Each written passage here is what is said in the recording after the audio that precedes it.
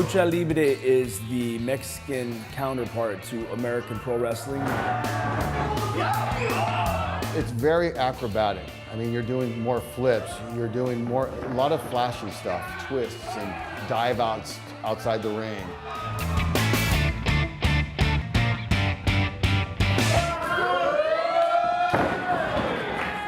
Prior to 2003, there wasn't a Lucha Libre scene in the Bay Area. I started finding these guys that used to wrestle in Mexico. We started doing Lucha Libre shows based out of San Jose, Oakland, San Francisco.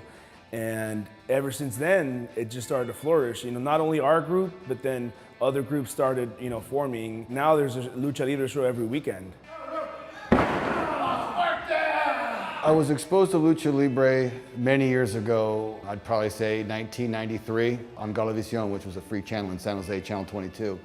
I saw AAA wrestling for the first time, and I was like overwhelmed by the athleticism, and just the outfits and the characters that they had was what really drew my attention to Lucha Libre. Growing up, I never liked any other sport. That's all I liked to watch was Lucha Libre. That's like the only thing that really kept me in line in terms of not going towards a bad path. I've been a wrestling fan since I've been 4.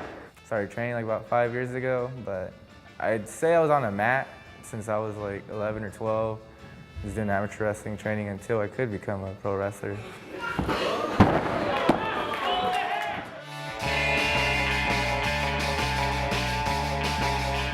Your mask is who you are. It's your identity. A wrestler will lose his mask if he's challenged by another wrestler. Say they have a long-standing rivalry and they bet their mask. If I beat you in a match, I'm gonna get your mask and you have to take it off and you can't ever wear it again. And so once you lose your mask, you lose your, your character. But then again, there are wrestlers who are more popular without a mask because they're charismatic and they're very good at what they do.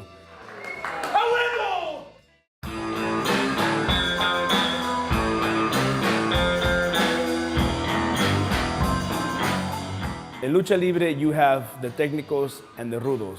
You have the good and the evil. Well, a Tecnico is usually someone that the audience is going to cheer for. They're the guys that do the most shiny, flashy moves. The Rudos are the bad guys.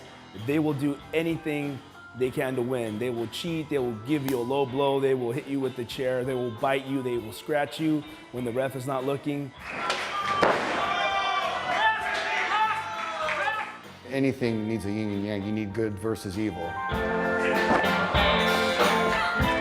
What I love about being a Ruda is that I get to go out there and do exactly what I want, when I want, to who I want, and I don't have to worry about pleasing anyone or getting anyone's approval. I'm out there for myself. We are Tecnicos because out of a sense of morality. As Tecnicos, we inspire kids to do good in the world, to not go down a bad path, give them a positive example, They look up to Tecnicos as that figure that could lead them down the right path, Yeah, we weren't the most popular kids in high school and all that, We probably got bullied every now and then. We have to set the example of, you follow the rules, you work hard, you can still win, have your hand raised at the end of the match.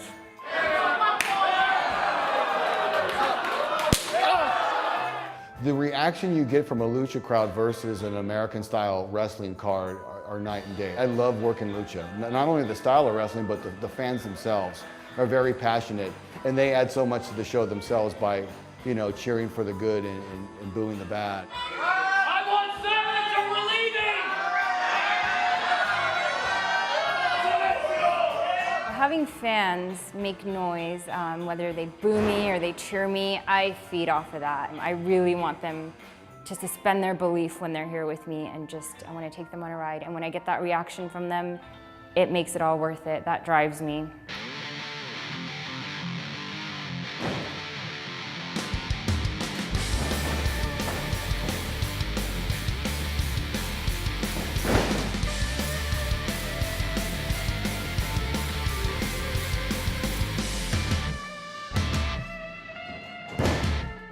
You want to be a rock star, you go learn how to play guitar. It's easy to find a place to go learn guitar, but how do you become a wrestler? It took me a long time to figure out how many schools and options there are here, and I was lucky enough to find one of the best with Jason Styles and California Lucha Libre with Jesus, so I feel like I got lucky with good trainers, good promotions, good school, good company.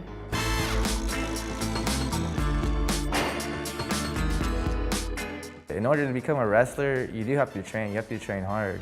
We come in, we train in the ring, but there's so much more outside of that. You can't just come into the ring a couple of times a week and expect to be in shape and keep up when you're having matches. You've got to put in the effort outside of the ring. It's very cardiovascularly intense. When it comes to the school here at Arena Hayward, we have a very good school. Head trainer for the American Wrestling, Jason Styles, does an excellent job. And then for Lucha, we have El Maestro Sky there, who reminds me of my days when I was starting to train in Mexico. It feels exactly the same way. It feels like a genuine Mexican class, authentic. The future, I hope it's bright, because it's such a wonderful thing for the family to come out and enjoy, and it really is. Our shows here are geared towards families. My hopes is that it continues to grow and grow and grow, so everyone can have the enjoyment of watching and seeing Lucha Libre.